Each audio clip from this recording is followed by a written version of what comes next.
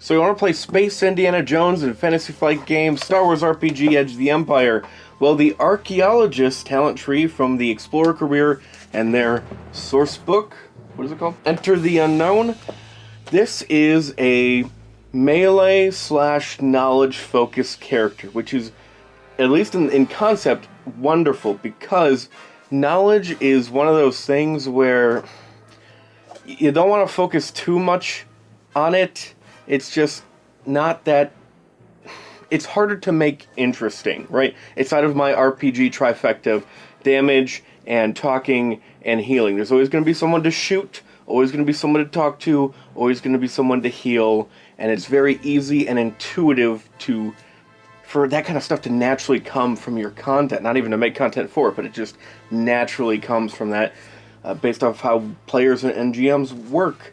Knowledge is a bit more difficult, so you don't want to focus too much on that, otherwise you might not have a fun time. But with this one, this hybrid, this fairly evenly spread out hybrid of melee and knowledge, this may be the way to go. Let's start with the melee aspect of the character. First of all, we don't get any combat skills as career skills, not directly. We do, however, get my very favorite talent, or one of them, well-rounded in the very first tier. Rarely do you see that. I think I've seen it one other time, which might make this an easy dip entry. Is that worth it? Buy this just for the well-rounded? Probably not. You get any two skills that aren't already career skills. They're now career skills, and there's actually a wonderful little cheat tip. We'll get to that when we come to builds and species, but there's some really great synergy there with some of the species. But one of those skills you want to have as a combat skill, at least one. And you can either think of it two ways. Either go for melee, and definitely have melee as one of those, or realize that the melee focus talents aren't really worth it. Ignore the one you can ignore, maybe just bite the bullet and buy the one that you kind of have to buy for convenience sake, and then just focus on any other combat thing. Brawl, or I guess if you want to be more of a range damage dealer, though you get no real help with range at all. You barely get any help with anything other than melee. So, two talents, all they do is they take some of the natural inherent strengths of a brawl check and they sort of duct tape them onto your melee check.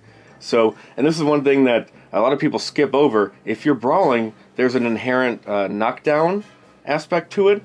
Also, you can sort of pull your punches and focus on like stunning them or like grappling, put a sleeper hold on them or whatever, and instead of doing damage and giving them wounds, you can actually give them strain instead, which makes it easier to take them alive. But also, if you know a particular species or creature or character, or at least can make an educated guess, they might have a higher brawn threshold but lower strain threshold, so you can decide to, with your brawl attacks, work on them like that. So you could be attacking a Wookiee and realize, oh, I should be punching them and pulling my punches or trying to superify them. I'm going to take them out easier than if I just try to hit them with my Vibroax or shoot them or something. They have a lower strain threshold, so you can take them down easier like that. Anyway, you can do the same kind of basic thing with melee if you have these talents. Knock them down, though not quite as easily. Technically, it works a little different anyway. And the strain effect is basically the same, if not exactly the same. There is something else, other stuff that brawl checks can do, so it's not exactly like a brawl check, but then again, that wouldn't be fair, would it? Anyway, some of the strengths of Brawl mixed with some of the strengths of Melee, which is they tend to have much better weapons, so get a really nice melee weapon. Especially from this book, there's a drill in here, which is really inaccurate and hard to use, but it has Breach, which is what lightsabers have, that allows it to, sometimes cut through vehicles or just act like you don't have any armor whatsoever. That's crazy. Get the Technician's Sourcebook, Customized Grip, probably in the gear book as well. That'll make it a bit more accurate, and that'd be insane. Wow, it's not even that hard to find. Yeah, just get a little extra money. That's basically cheating. Anyway, there's some other melee weapons, and you can make it even better with these talents, debatably. Then again, if you're the type of person where it's just like, no, I just want to hurt people as much and often as possible, I don't want to knock them down, I want to do a crit, or whatever else. You might not care about these talents, at which point they're just as good of a brawler or range damage dealer as they are a melee person. So it's up to your personal preference. The only other offensive talent we have is brand new one. I think it's wholly unique. Pin, you can take the pin action to, basically you grapple them. You do a check, and if successful, you can grapple them for a time, which is nice, I guess. At the very least, it gives you something else to do. I don't want to constantly hit them with my Vibro-X. Sometimes I just want to give them a big old hug, let my other teammates beat the crap out of them, or it's really just sort of keeping them in place. Sometimes you get a runner. That runner is very important to make sure that they don't get anywhere, sound the alarm, or they have something important on them, or whatever else. It might be good just to grab them and hold them. Nice to have another tool in your toolbox as a damage dealer. And the rest of this combat stuff is all defense, but it's very well-rounded and layered, which is nice. So a little bit of toughen, probably below average for what I would want a combat person to have, but it depends. It is sort of a hybrid combat person, so it's not that bad. A little bit of help with their wound threshold. If you think that's a downside, though, it more than makes up for it. We get Enduring. +1 to your soak, so you get a little extra damage resistance every time you're attacked, basically, which is great. We also have a talent to help us with critical injuries, and another one to help us with status effects. With a check, it's a really difficult check, but a little bit of help on so many different fronts as far as dealing with damage and the like, so that's pretty nice. Some people like to put all their eggs in one basket. Some people like to put a couple eggs in a couple different baskets. Or if you're a Warrior Colossus, you put all of the eggs in all of the baskets. I don't know how they manage that. Anyway, pretty decent combat stuff so far. I've seen quote-unquote combat trees that are worse, where it's almost like entirely defense and then less offense than they have here, which, is that really worse? I don't know, it depends on your point of view. From a certain point of view, it doesn't suck. So the knowledge stuff is basically the other half of it, and at a glance it's almost a little disappointing because it's sort of all the most boring, forgettable knowledge stuff that you see from the Scholar. We get some help with research time's a bit quicker, you have an easier time interacting with institutions of learning, which, how often does that actually come up? It depends. That might feel kind of useless, although the bonus is actually pretty good though, so it kind of evens out-ish, I guess. Maybe.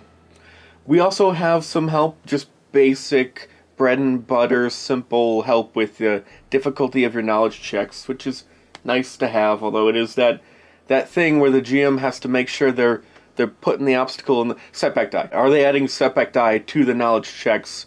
I hope so, because that's most of the help that you get with knowledge checks in general. And knowledge specialization, pick a knowledge skill to specialize in, and trade triumph for successes, which in certain situations might be better, I guess. Though I guess that does sort of mesh fairly well with this crown jewel ability they have, the unique one, this knowledge base. I want to be wrong. I really want to be wrong and have this be awesome, but on the surface of it, it's pretty garbage. So museum worthy. Already it sounds, we're an archaeologist. That should be in a museum, like that, the Indiana Jones thing. It sounds like it should be cool, very thematic. You do a knowledge check to find information about a thing. What the hell else is a knowledge check for?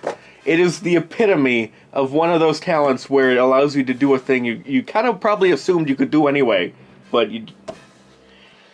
I guess the advantage is that it's a specific knowledge check to find knowledge about a relic or something, or it's like old type of stuff, a ruin, relic, piece of history. It's kind of flexible, but those are the types of things you would already use this particular knowledge check on if you aren't using lore. Lore, or this one, most likely lore, so it's sort of replacing lore, and then you just find more information. It's based off your successes, and you can use knowledge specialization to gain more successes, but, I mean, in most knowledge checks, don't advantages give you more information? Like, I'm talking from the adventures, because in the core book, the knowledge advice is kind of dumb. Like, most of the time, it's like, successes allow you to get the knowledge quicker, advantages allow you to get extra useless, superfluous knowledge that has nothing to do with what you're... but it's like bonus knowledge, but maybe it could lead to some bonus stuff, I guess, but it doesn't even say that part. I'm just sort of assuming that, otherwise what's the point? Like, none of these results really... they don't seem useful. But if you look at the adventures that they actually made, it's a bit more interesting. I think, though, it's kind of a toss-up. Like, successes don't always mean speed. Sometimes it's just different bits of information they decided to assign to the... I don't remember, it's been a while. Anyway, knowledge specialization, if you pick this particular check that this talent is based off of, you will be better at it and gain more information about the rune relic or thing, but I don't think museum worthy is worth it. And you know, you could probably guess my build if you're familiar with my videos. 4 in intellect to cover as many knowledge skills as possible, because you will be expected to be the knowledge guy. 3 or preferably 4 in a combat spec. If you want to make the most of the tree, go brawn for melee, but you definitely don't have to. And yeah, 4/4 is great. The Dolph Lundgren build is wonderful. And as far as species goes, it's not often I really recommend humans, but I really recommend humans in this case, and that's because they get well-rounded in the first row. Human special ability is that they get a free rank in 2 different non-career skills. Build your character, pick those. In this case, one of those would probably be a combat skill, and then whatever 2 skills you picked, get this well-rounded talent, and they're now career skills. So it's like you got them as career skills and also a free rank at character creation, kind of, sort of. Really though, wait until you are ready to boost 1 or more of those up to rank 2, then get it, you know, get it at any time that's most convenient for you. But yeah, right out of the gate you'll have a free rank in a combat skill. Oh, Clatuinian! Also, do something very similar. From the Dangerous Covenant sourcebook, the Clatuinian, they get... It's basically the same thing, I think, but one of those has to be a combat focus. There's certain combat skills that it has to be, but the other one could be in anything that's not a career skill. Human or Clatuinian, those are my favorites for that reason. Alright, bye.